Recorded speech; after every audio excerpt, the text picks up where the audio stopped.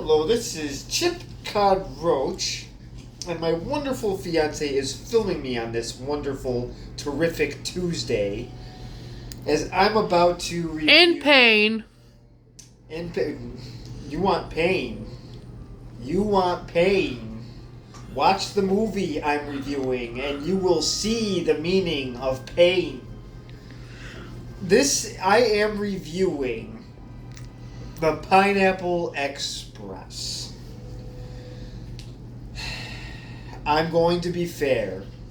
I am not going to compare this movie to all-time greats. So I am going to put it against mediocre to below par movies. Does this compare to a Pauly Shore collection? Like Son-in-Law, In the Army Now, Jury Duty. Let's throw some Rob Schneider movies in there. The Animal, Hot Chick, Deuce Bigelow. Is it on par with these? Not even close. Not even close. And not even close.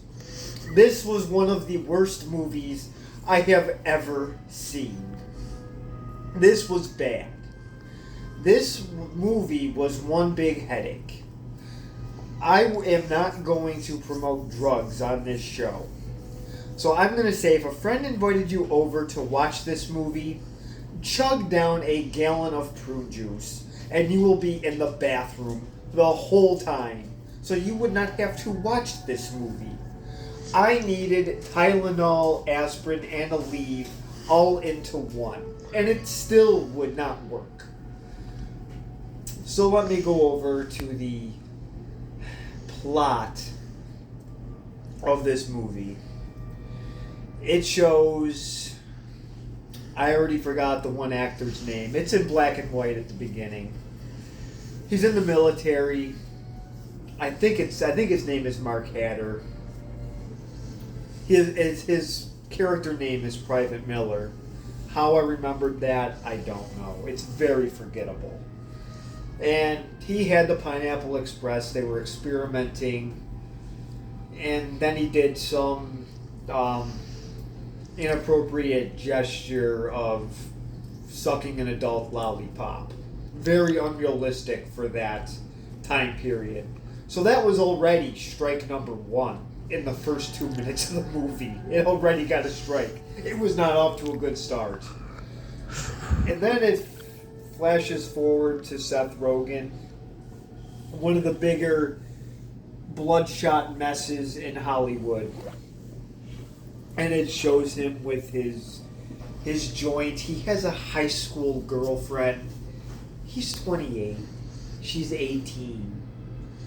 I have nothing against if you're 10 years apart, but it's really... You can't. We are.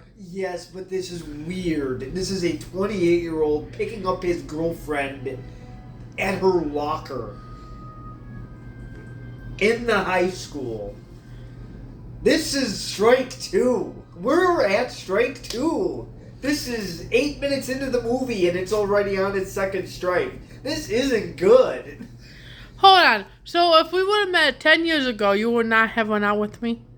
But he went to the high school. He was in the high school picking her up. I mean, what would the students think? What would the teachers think about this? It's legal. It's legal, but it's weird. You see this big, obese mess of a man coming to pick up an 18-year-old at her locker. I mean, I don't know how he got through the door. He probably had to butter up his sides to get in. It was just weird.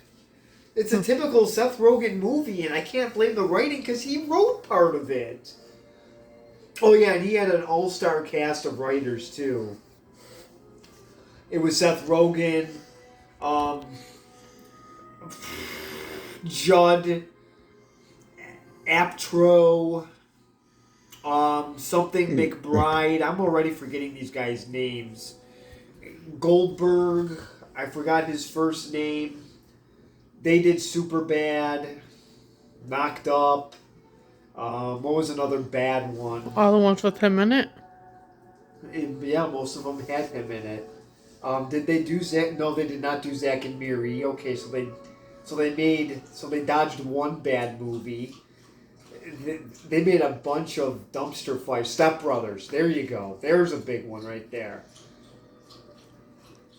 So these guys joined the Sausage Party. That was a big dumpster fire. I hope I don't have to review that one. I'm going. Hold on. I'm gonna keep going here. So then his friend James Franco is his drug dealer. He goes to his house or one-bedroom apartment. As usual in these movies, they have a one-bedroom apartment. The guy has long hair. He's dropping F-bombs left and right. He pulls out the Pineapple Express and gives it to Seth Rogen. I know, surprised, right? Seth Rogen's a stoner. In what movie is he not? He plays the same part all the time. The only difference in this one is he's employed. Congratulations, Seth. You're employed in one of your movies. I'm proud. I'm very proud. So, then he pulls up. So then what happens is he has to meet his girlfriend's parents, played by a really good actor, Ed Begley Jr., and they manage to screw that up. So, anyways, before he meets her parents, he knows his parents, I think. He pulls up to this mansion. Gary Cole, his character name in this is Ted Jones. He's a drug lord. So, a cop pulls up behind Seth Rogen's piece of junk car, and she goes into Ted Jones's house, and they murder somebody. So, Seth Rogen sees that. And what does he do? Does he play a cop? No. He panics. He screams. He bashes into the cop car. Then bashes into the other car. It was one big mess. This is when I need the aspirin. Oh, by the way, we're on strike 3. So, in the middle of all this, he flicks his joint like a moron out of the car. And Ted Jones sees out of his mansion, which is made of glass. You can see out of glass. I don't know if Seth Rogen knows this. I think when he wrote the movie, I think he forgot you can see out of glass. I think he is that stupid. So he flicks the joint out of the car. Of course, being a drug lord, he knows it's the Pineapple Express weed. So he traces it back to his friend, James Franco.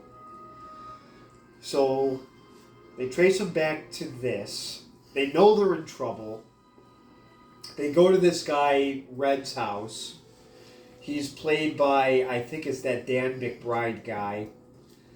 And this is just a character that is just awful. So, okay, so I'll start showing pictures. I don't know how many I can get through. I'm just going to say one thing. I am happy that the YouTube police is not letting me show clips, because I watched this earlier today and I don't want to listen to any more of this movie. Pictures are fine. It's as far as I'm going to go.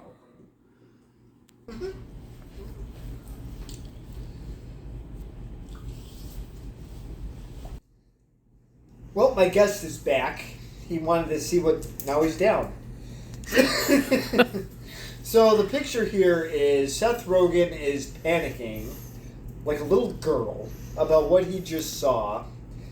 He knows he's in trouble. Now, first of all, before the scene happened, it took him 5 minutes to get into his friend's apartment because they couldn't get the buzzer thing down right. Strike number 4.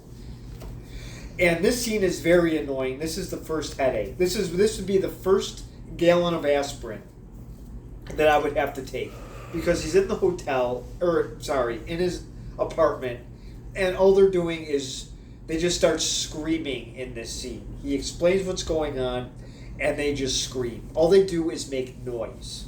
First gallon of aspirin down, and strike 5. Okay, next picture.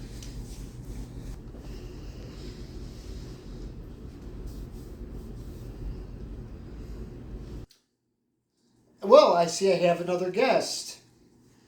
I guess Stimpy wants to meet the two characters. Oh, nope, he's down. He doesn't like this movie either. So we live in a zoo. So Ted Jones brought his people over to go after Seth Rogen, his character name I forgot to mention is Dale Denton. And his friend's name, James Franco, is Saul Silver. So they're going after him. Craig Robinson's name is Matheson, and the Matthew Corrigan behind him is his character's name is Bud Lofsky. Where they came up with these names, I don't know. They're very uncreative. They're not funny. They just show up, and Craig Robinson just starts eating. It's hilarious. It's one of the funniest movies I've ever seen in my life. Ha, ha, ha. Next picture. I'm done with this one. Tell us how you really feel. I haven't yet. I'm just...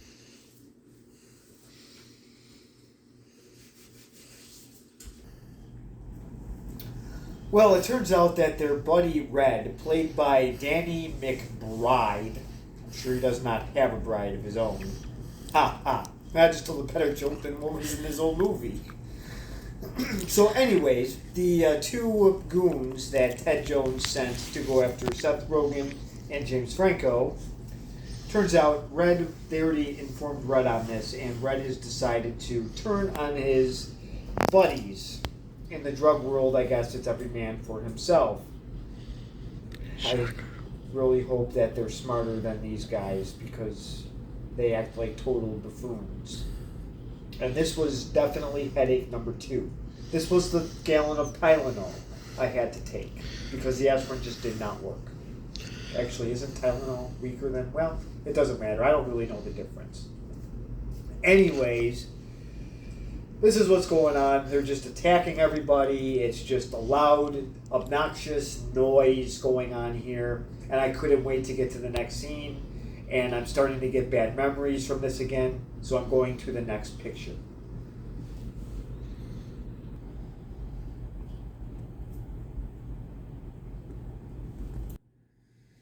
Okay, so the cop and Ted Jones, played by Gary Cole, who, by the way, is actually a really good actor. I don't know what he was doing in this.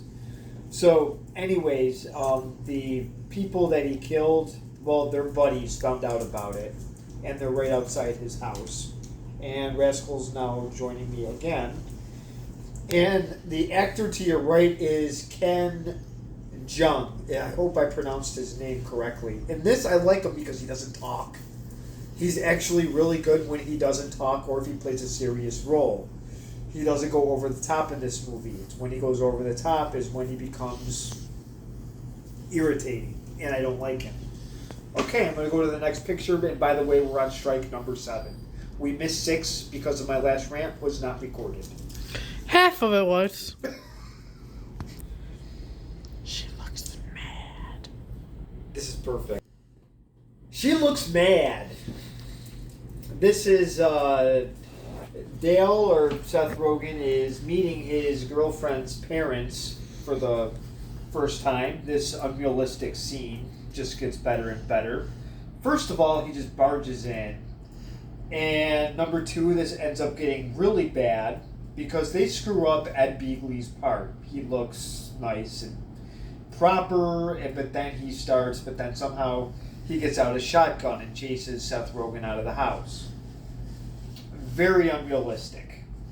As Seth Rogen talks about drugs, I mean, this is what you do when you meet parents. You start ranting and raving and throwing a fit and running in the house and saying we're all going to die. That is not a good first impression. So this scene was just one big dumpster fire. Well, it can't be any worse than thinking you're kidnapped. This was worse. That could happen. This can't happen. Well, it could. It just could, won't be but very it good. it doesn't happen often. And Ed Beagley Jr., I believe, is really against guns, and he has a pretty big shotgun in this movie. And it doesn't exactly look like he would carry something like that. So Again, can't be that worse than thinking you got kidnapped on your first date. yes, that did happen, but that was more realistic than this. Mm-hmm. We're on strike number 10. What happened to the 8 and 9? They've been skipped. Oh.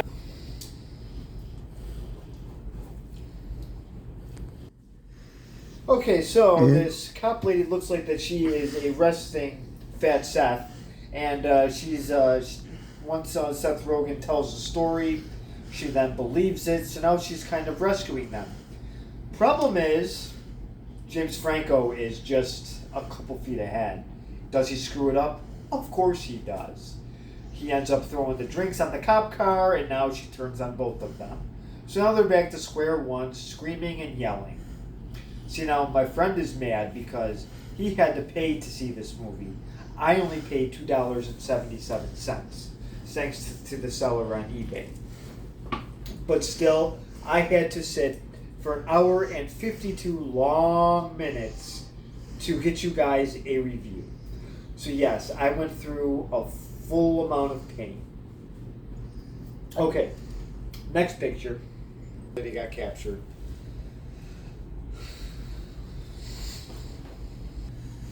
Okay, well, I am back, and James Franco has been captured. So they got one. Now we're just... Yay. Now we just want Dale to come to the rescue. He's been beat up a little bit, but now he sees where they keep their recreational goodies. So I will go on to the next picture, as I am now probably on like strike 14.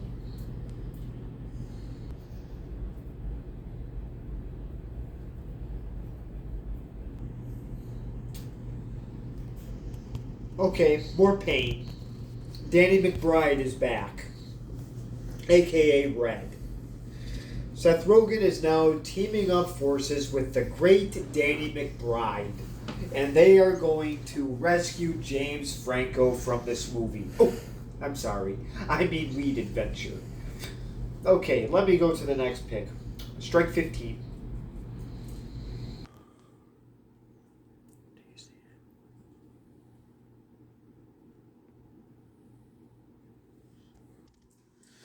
Here's the final scene.